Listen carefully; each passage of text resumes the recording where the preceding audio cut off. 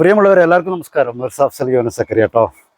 ഒരുപാട് നാളത്തെ ആഗ്രഹമായിരുന്നു, കുട്ടിക്കാലം തൊട്ടേയുള്ള ആഗ്രഹമായിരുന്നു കണ്ണൂർ പറശ്ശിനിക്കടവ് ശ്രീ മുത്തപ്പൻ ക്ഷേത്രം ഒന്ന് സന്ദർശിക്കണമെന്ന്.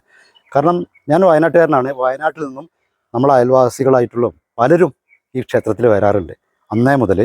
പക്ഷെ എനിക്ക് ഇവിടെ വരാൻ പറ്റില്ല. ഞാൻ നിരവധി ക്ഷേത്രങ്ങളിലും പള്ളികളിലും ഒക്കെ പോകാറുണ്ട്. പക്ഷേ ഇന്ന് അതിനെനിക്കൊരു അവസരം കിട്ടിയിട്ടുണ്ട്.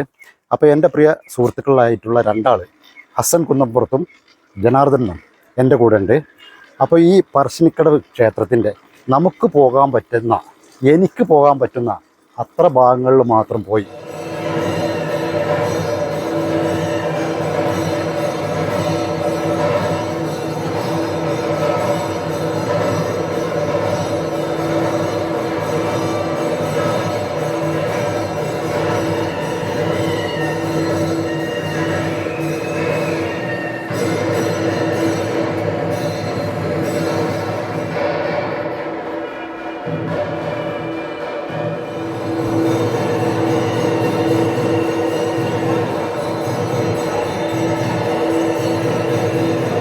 പല തവണ ഇവിടെ വന്നിട്ടുണ്ട്.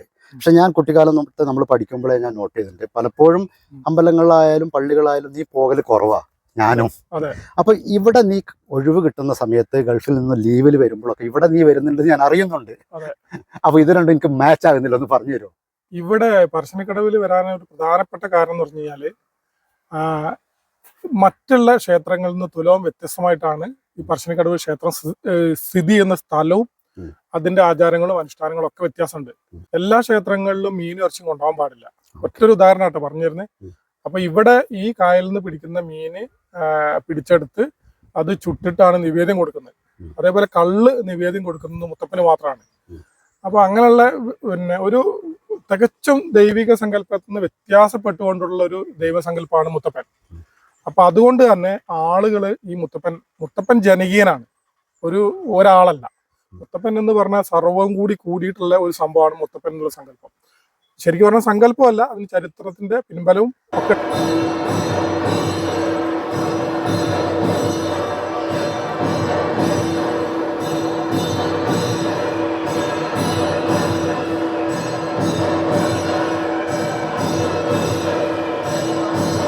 അപ്പൊ നമ്മളിവിടെ സ്ഥിരമായിട്ട് വരുന്നതിന്റെ ഒന്ന് രണ്ട് കാരണങ്ങളിൽ പ്രധാനപ്പെട്ട ഒരു കാരണം, ഇവിടെ വരുന്ന ഒരാള് ജാതി മതം ഭേദമന്യേ അയാൾക്ക് കിടന്നുറങ്ങാനുള്ള ഇടവും ഭക്ഷണം കഴിക്കാനുള്ള സൗകര്യമുണ്ട്.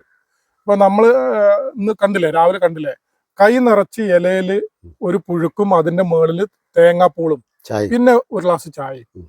അത് നമ്മൾ രാവിലെ 8 മണി മുതൽ ഉച്ചഭക്ഷണം വൈകുന്നേര ഭക്ഷണത്തിന്റെയും ആ ഗ്യാപ്പ് അല്ലാത്ത സമയങ്ങളിലൊക്കെ അതിങ്ങനെ കണ്ടിന്യൂ ആയിട്ട് വിതരണം ചെയ്തുകൊണ്ടിരിക്കുക.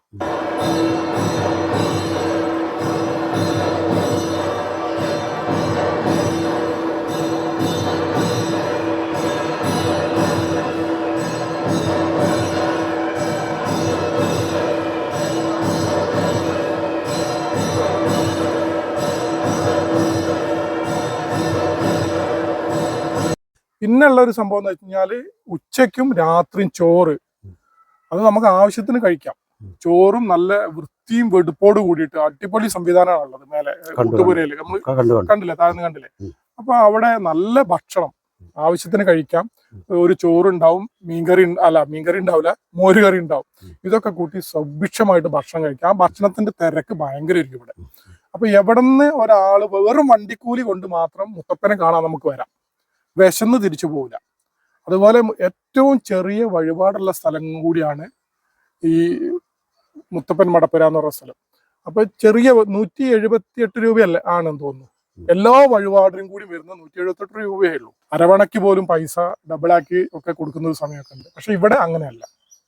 ഇവിടെ നമുക്ക് വയറ് നിറച്ച് ഭക്ഷണം കൊടുക്കുന്ന മറ്റു ക്ഷേത്രങ്ങൾ ഇഷ്ടം പോലെ ഉണ്ട്. പക്ഷെ അതിൻ്റെ ഒക്കെ ഒരു തുടർച്ച എന്ന് പറഞ്ഞാൽ ശരിക്കും മുത്തപ്പൻകാവിൽ നിന്നാണ് അതൊക്കെ തുടരുന്നത്, മറ്റുള്ള ക്ഷേത്രങ്ങളിലൊക്കെ വ്യാപിക്കുന്നത്.